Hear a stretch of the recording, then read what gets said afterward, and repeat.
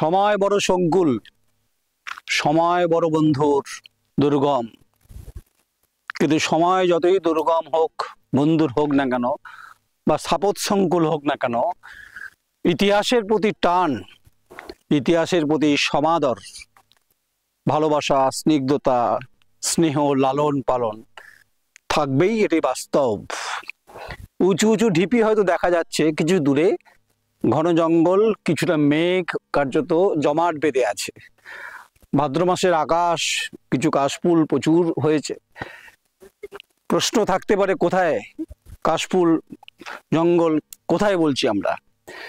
আমরা যে উঁচু যে পাঁচিলটা দেখা যাচ্ছে, এটা হচ্ছে ওরগাম অ্যারোড্রাম, যা দ্বিতীয় বিশ্বযুদ্ধের সময় তৈরি হয়েছিল।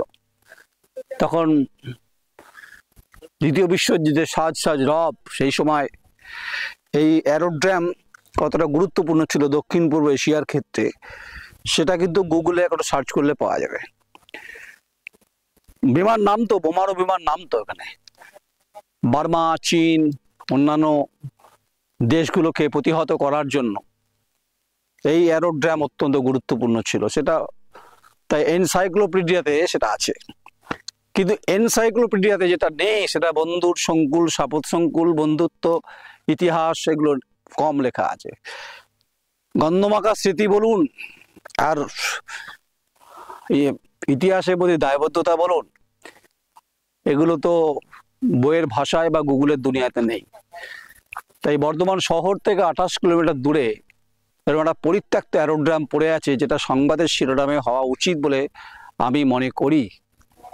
এই সংবাদ আগেও করেছি, এখনো করছি, বারবার করব। আমাদের পূর্ব ভারতের খুব গুরুত্বপূর্ণ জেলা হচ্ছে বর্ধমান জেলা। এখনো অবিভক্ত হয়েছে ঠিক, কিন্তু এখানে বিমান ঘাঁটি রয়েছে, পানাগড় রেয়ার বেস রয়েছে, যেখানে পূর্ব ভারতের গুরুত্বপূর্ণ যুদ্ধ বিমান থাকে। সেখানে রাফাল থেকে শুরু করে, মিরাজ থেকে শুরু করে সব। হাসিমারায় রয়েছে, যা উত্তর পূর্ব ভারতকে কন্ট্রোল করে, নর্থ ইস্টকে যে কন্ট্রোল করে, যেহেতু চীন খুব কাছে। আর এদিকে কলাইকুণ্ড রয়েছে, সেখানেও যুদ্ধ বিমান রয়েছে, সেখানে মহড়া হয়। আমি এই তিনটাকে সরিয়ে দিয়ে যদি আমি ওরগামের অ্যারোড্রামের কথা বলি, তাহলে বলছি যে সময় বড় সংকুল ছিল, সত্যি সময় সংকুল। পার্ল হারবার বোমা বিস্ফোরণের পর আমেরিকায় সরাসরি যুদ্ধ ঘোষণা করেছিল, কিন্তু আমেরিকা পদাতিকের থেকে বেশি গুরুত্ব দিয়েছিল বায়ুসেনার। 1942 সালে পূর্ব এশিয়া যুদ্ধের জন্য জন্ম হয় সিবিআই, অর্থাৎ সিবিআই হচ্ছে সিবিআই থিয়েটার বলা হয়, এটাকে থিয়েটার বলা হয়। China, Burma, India. ভারতের জন্য কমান্ডার ইন চিফ হলেন আর্কিবল্ড ওয়াভেল। 8ই মার্চ 1942 জাপানের রেঙ্গুন দখল করলো, বার্মা হয়ে উঠলো পূর্ব এশিয়া যুদ্ধ মূল ভরকেন্দ্র। এরপর 1942, মাফ করুন, 1942 14ই এপ্রিল সেনাবাহিনীর প্রধান খবরদার, কোঅর্ডিনেটর অফ ইনফরমেশন বলা হয় এটাকে, উইলিয়াম ডোনাভান ডিটাচমেন্ট 101 নামক মিশন শুরু করেন। তো এই যে ডোনাভানের কথা বলছি, মিশনের কথা বলছি, পিচ যেগুলো দেখাচ্ছে, রানওয়ে, সমীর দফাদার, ইন্দিরা ব্যানার্জি দেখাচ্ছে, এখানে তো বিমান নামতো, যুদ্ধের জন্য প্রস্তুতি হতো, মহড়া হতো। আকাশ তো 1942 সালে ঘন হতো, কুয়াশা, ধোঁয়ায় ভরে যেত। যারা 1942 সালে জন্মের আগে, কারো যদি 1930-32 হয়, তাদের বয়স এখন কত, তারা হয়তো সাক্ষী থাকলেও থাকতে পারে, কিন্তু এই প্রজন্মের কাছে এটা ইতিহাস শুধু বলবো না, এটা একটা ভগ্নাংশে পরিণত হয়েছে, তৈরি হয়েছে, বা ধ্বংসাবশেষ বলতে পারেন, বা এটার কোনো অস্তিত্ব নেই বলতে পারেন। জানি না, ভারতবর্ষের ডিফেন্সের যে তালিকা আছে তার মধ্যে ওরগামের নাম নিশ্চয়ই থাকা উচিত। তাই 15ই সেপ্টেম্বর 1943 সাল সান আন্তোনি অ্যান্ড টেক্সাস ভূমিকা হলো, যেটাকে ফটোগ্রাফিক রিকনসাসনেস গ্রুপ, যা পরে নাম বদল হয় 35 ফটোগ্রাফি রিকনসাসনেস গ্রুপ, যার ডাক নাম হলো রেড হক। অনেক বড় ইতিহাস রয়েছে। সেটা হচ্ছে এখানে নন কমব্যাট উইং, এখানে প্রয়োজনে এরা বোমা ফেলতে পারতো, কারণ বিমানগুলি ছিল আদতে বোমারু বিমান ছিল। এরা ব্যবহার করতো F-7, F-5, লকহেডেড Martin F-5E, F-6, P-40 বিমান। এই পুরো বাহিনী নিয়োগ হয়েছিল শুধুমাত্র বার্মা, চীন, ইন্দোনেশিয়া আর থাইল্যান্ডকে নজরদারির জন্য। এবার আসা যাক যে প্রসঙ্গ যা ইতিহাসে উপস্থাপনা বারবার করে রয়েছে।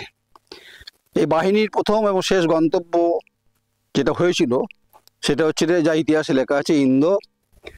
এই এয়ারবেসটা মার্কিন যুদ্ধ ইতিহাসে যার পোশাকি নাম গুসকরা এয়ারফিল্ড। বেশ, এ তো পরিসংখ্যান গেল।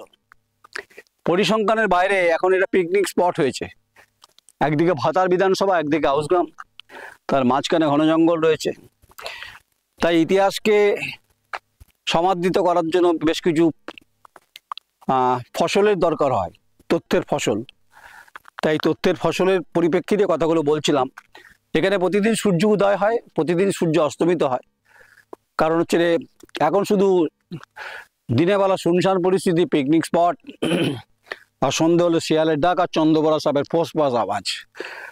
এটা যদিও রাজ্য সরকারের কিছু করার নেই, রাজ্য সরকারের অধীনে নেই গোটা বিষয়টা, যেহেতু ভারত সরকারের নিয়ন্ত্রণাধীন ডিফেন্স অর্থাৎ ইন্ডিয়ান এয়ারফোর্সের অধীনে রয়েছে। তাহলে এই সুবিস্তৃত জমি, সুবিস্তৃত যে জায়গা, এটাকে কি কেন্দ্রীয় সরকার, ডিফেন্স মিনিস্ট্রি অফ ডিফেন্স, প্রতিরক্ষা মন্ত্রক ব্যবহার করতে পারতো, বা এটাকে নিয়ে অন্য কোনো ভাবনা চিন্তা হতে পারতো? কেউ ভাবেনি। 1942 সালের পর থেকে 1943 সাল, তারপর দেশ স্বাধীন হয়েছে। যদিও দেশ স্বাধীন হওয়ার আগে রয়েছে এয়ারবেস, অ্যারোড্রাম, ওরগ্রাম বা এখন গুসকরা তার নাম এয়ারবেস হয়েছে। তাই ইতিহাসের উপাখ্যানে, কবিতার বন্ধনে, নিবন্ধে, প্রবন্ধে ওরগ্রামের অনেক প্রেমিক প্রেমিকা এখানে আসেন, অনেক গল্প করতে আসেন। শিমুল গাছ রয়েছে, শাল গাছ রয়েছে, বিভিন্ন গাছগাছালির পাখির আওয়াজ আছে, ডাক আছে। দুজন দুজনের ফিস ফিস আওয়াজ, প্রেমের কথা বলেন। তারাও হয়তো কখনো কখনো স্মৃতিচারণ করেন, স্মৃতিতর থেকে যে এয়ারবেসের কথা বলেন। গুগল দুনিয়াতে অনেক কিছু তথ্য থাকলেও অনেক তথ্য যা নেই, যা এখানে এসে পেলাম না। এখন ভারতবর্ষে এরকম অনেক জায়গাতে অ্যারোড্রাম রয়েছে যা পরিত্যক্ত অবস্থায় রয়েছে, ধ্বংসাবেশে পরিণত হয়েছে। এই ধ্বংসাবেশকে মালবাকে, যাকে বলে মালবা বলে, এটাকে সরিয়ে নতুন করে রিকনস্ট্রাকশন করার জন্য বিরাট অর্থের প্রয়োজন, যা এই মুহূর্তে সম্ভব নয়। Is not possible that. তাই যুদ্ধ, ভারত পাকিস্তান যুদ্ধের যে ব্ল্যাক আউট কাশ্মীর এবং জম্মুকে ঘিরে যা হয়েছিল সে সময়, আমার যে ক্যামেরা করছে সমিত দফাদার আর আমি দাঁড়িয়ে আছি নয়নদায়, আমরা ব্ল্যাক আউট দেখেছি। একটা যুদ্ধ হলে কি হতে পারে, এয়ারবেসে কি গুরুত্ব, ড্রোনের কি গুরুত্ব, রাফালে কি গুরুত্ব, এয়ার স্ট্রাইক কি, সার্জিক্যাল স্ট্রাইক কি, এগুলো আমরা দেখেছি। এগুলো আজকে বলছি না ওর গ্রামে এসে। এগুলো যারা আমাদের দর্শক, অনেকে মনে করেন যে নয়ন রায় শুধু পলিটিক্যাল বিশ্লেষণ করে আর হচ্ছে ব্যক্তিগতভাবে আক্রমণ করে। আমার মনে হয় এটা ভুল হচ্ছে আপনাদের। ইতিহাসের প্রতি আমার যেমন একটা আকর্ষণ রয়েছে, তেমনি ভারতবর্ষের সেনাবাহিনী সম্পর্কে আমার শ্রদ্ধা রয়েছে। তাই গুসকরা এয়ারবেস বা ওরগ্রাম এয়ারবেস, যা দ্বিতীয় বিশ্বযুদ্ধের সময় যখন তৈরি হয়েছে, যখন আজ তা যখন ধ্বংসাবেশে পরিণত হয়েছে, শুধু ধুলোয় ধুলোয় রিক্ত হয়েছে, সিক্ত হয়নি আমরা। তাই গুগলের হোক, ফেসবুক হোক, অনেকে লেখেন টেকেন ঠিকই, কিন্তু এটা নিয়ে ভাবনা চিন্তা কেউ করেনি। তাই কোনো প্রেমিক প্রেমিকা এসে গল্প করে পিকনিক মুডে থাকেন ঠিক। শীতকালে প্রচুর ভিড় হয় এখানে কিছু ট্যুরিজম স্পট করতে পারলে, যদিও কেন্দ্রীয় সরকারের ব্যাপার করা যায়নি। এই সুবিস্তৃত যে জমি দেখছেন, আমার সহকর্মী দেখাচ্ছে, আপনার মনে হয় আপনারা যারা দেখছেন ওরগ্রামের এয়ারবেস, যারা আমাদের সঙ্গে জুড়ে থাকেন সারা পৃথিবী জুড়ে, আব্রড, বাঙালি হোক অবাঙালি হোক, তারা বা যদি এখানকার মানুষ যদি বিদেশে পড়াশোনা করেন বা চাকরিতে আছেন, ওরগ্রামে বাড়ি, আপনারা আমাদের মাধ্যমে আপনাদের এলাকাকে দেখুন তো চিনতে পারেন কিনা, দেখুন তো বন্ধু চিনতে পারেন কিনা সেই উঁচু পাঁচিল যেখানে এসে হ্যাঙ্গার টাঙানো হতো, বিমান থাকতো, বোমারু বিমান। তাই উপন্যাসে লেখা আছে, গল্পে লেখা আছে ঠিক, নিবন্ধে লেখা আছে ঠিক, ছবি, কবিতা, চিত্রকার অনেকে এখানে শুটিং ফুটিং কিছু হয়েছে ঠিকই। তা আজকে যে মুডে আমরা কথাগুলো বলছি, যে ঠিক শরতের আকাশ যখন নীল, আকাশ কোথাও কোথাও ধুমায়িত হচ্ছে, বৃষ্টি হতে পারে হালকা হলেও, শরীর ভিজবে, মনও ভিজবে ঠিক। মন ভিজলে অন্তত ভালো লাগবে, শরীর ভিজলে শরীর ক্লান্তি দেবে।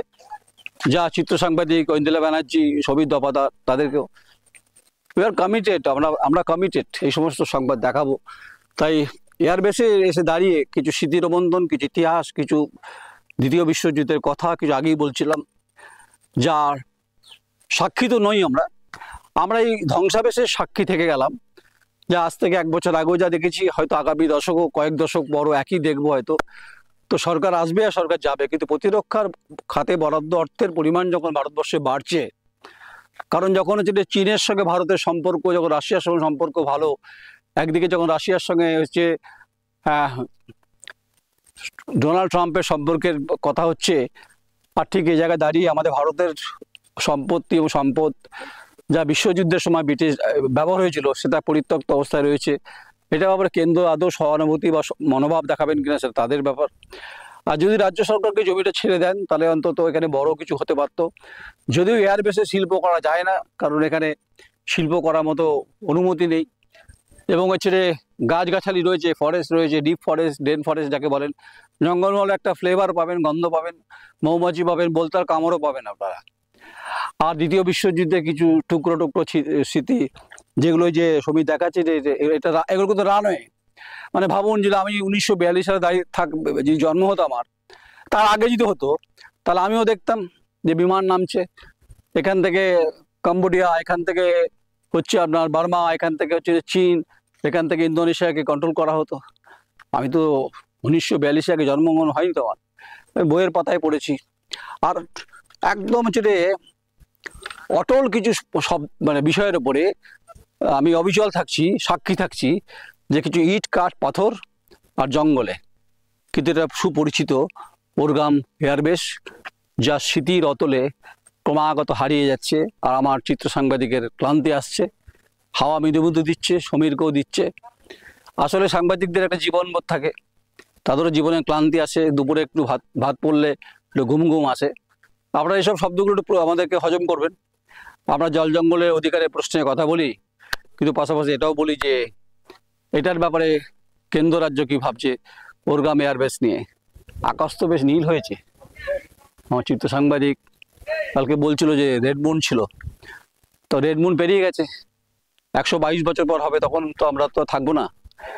থাকবে যেটা ইতিহাস, থাকবে হচ্ছে ঐতিহ্য, থাকবে হচ্ছে কিছু সাক্ষী, থাকবে হচ্ছে কিছু মুহূর্ত, যে কাজ আপনাকে বারবার করে সমাজ ব্যবস্থাকে আপনি টোকা দিতে পারেন যে আমরা কিছু সংবাদ বা কোয়েরিতে করেছি।